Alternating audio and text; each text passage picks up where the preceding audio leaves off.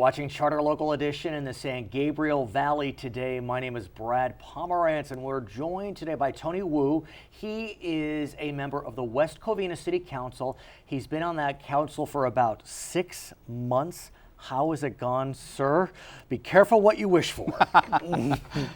So far, so good. Okay, very, very busy, but we get a lot of job done. And let's talk about that busy nature.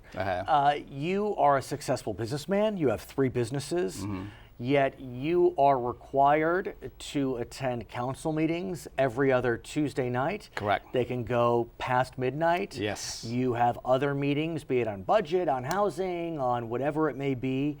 How do you do it? I mean, it's a city of over 100,000. Yes, you just have to be there. Okay, since you get elected, you have a commitment to your constituents and the voters, so you just have to be there and participate and hopefully make the right choice. But what do you make of the fact that you get there on a Tuesday, you go into closed session for an hour, Correct. and then you go into open session, and it can drag on and on and on past midnight? True. What do you make of that? Is that just the nature of the beast? Is it too much public comment? Is it too much chattering from the dais? No, I think it's this. Okay, we have a 5 council. Okay, and everybody have a different background. So when they have item or agenda coming up, then we need to discuss and you vote on it. And they have our city manager report. Right. Okay, and then we discuss and we argue and then we vote. So that take a lot of time. Yeah, what I find very interesting, and if you don't work or cover government, you may not even realize this. In California, you're not allowed to talk to your council members about any matter that is before you. You can talk to one, but you can't talk to more than half the council. And when there's 5 of you, that means you can only talk to one, which in some ways feels counterintuitive. I mean, what about collaboration? What about, working out the nitty-gritty? This so-called Brown Act. Okay, so meaning 3 city council together cannot talk about any business. Okay, about city. So that's why when 5 of us together, then it will be attorneys, city managers to supersede what we're doing. Then we argue, then we discuss. So everybody have a fair chance. That's what they're trying to do. I understand that. And I understand the importance of allowing the public to hear and see the deliberative process. But look, in business, you talk. Correct. You negotiate. You True. collaborate. In Congress, they talk, they negotiate, they collaborate. In our state legislature, they do the same. And I just wonder if the intent of the Brown Act has failed us.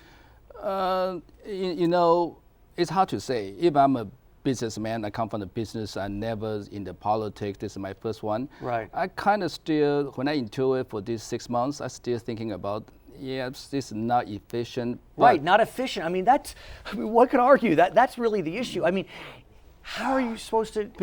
Because people don't understand. The city council is a very, very powerful job. Even Right. this is no paying job. But city Well, you council, have some money, not as much as others, even me, believe you should make. But be that as it couple may. $100, that's it. Yeah. Okay, not even have insurance from our city. We just Right. delete everything. But this is a very powerful job. Meaning we decide our city, future, about the policy, the land, and the budget and the land use, and that is very important to our city. So 3 of us together, if we are on the table doing some fishy thing, possible that will be create a major Which I issue. understand. I mean, it's tough because it's a balance. Let's talk about your goals. Yes. I know that you had several goals as you were elected to the city council. How are your goals being met? Are they being met?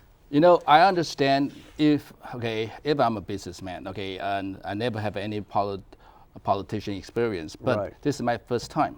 But I understand I have 6 months of a honeymoon. Right. So I want to make sure these 6 months I implement all my promise to my residents, my Okay. voters. So I pushed. But that's hard. You're only 1 of 5. Well, I can persuade. I'm a businessman. I'm a salesperson. Okay. I persuade. I talk my heart out, and I got almost everything I want. What are some of your proudest accomplishments? Okay, I think it's a totally an A agenda within these 6 months, all approve and implement. Okay, the first one we're talking about, when I talking to all the head of department, I find out West Covina's city government don't have enough staff. The morale is not there from the previous issue and that. So let's have first thing, expand our internship. Let's have a new staff coming in from college. They're hungry. There are several community colleges, four-year institutions in the area. All surrounding our city. So easily we can choose a lot of very talented people. A student come over here, experience the government. At the same time, okay, we can kind of develop our future talent. What about the notion of business friendliness? I mean, West Covina really has some amazing malls, I must say. But always it's a balance. I mean, you want to expand but not cause traffic jams. And yes, and that is the reason, okay, I promised to my resident when I doing the campaign, and basically how we get budget. Remember last time I talking about how we can bring the money in, okay, and pay for our public safety. Right. Because we want to hire more police. And you have your own police department. Correct, and fire department. We are full service city. So the thing I did is, okay, rather than our general plan talking about mixed use, I persuade my city council colleague to change to bring the 5-star, 4-star hotel. You know, it's interesting you said that because I was not aware that this part of the San Gabriel Valley is really a magnet for a lot of tourists, especially from Asia. Correct. As a result of the large Asian communities in this region generally. Yes. And so West Covina could do pretty well with a nice hotel. That's why I say I want to become a Pasadena in the East. Because we have a freeway 10 exit. Right, and you have the 10, the 60, the 2. I mean, you got everything right here. We have everything, but we don't have something like Pasadena, beautiful 5-star hotel. So how's that going? I think doing pretty good. Where's it going to be? Do you know yet? There will be our downtown. We try to have our downtown first. One will be hopefully in downtown. Is that near City Hall? Yes. Okay, you know, Gondola Avenue. Sure. And there's that great mall right there. Correct. So if we can put a nice hotel over there, and another very important, okay, we try to talk to some investor, auditorium. Okay, not only want to bring the business, I want to bring the cultures. Concerts, plays. Exactly. Youth concert. Think about this. The San Gabriel Valley has about 2 million people in the region. That's more than some states. Exactly.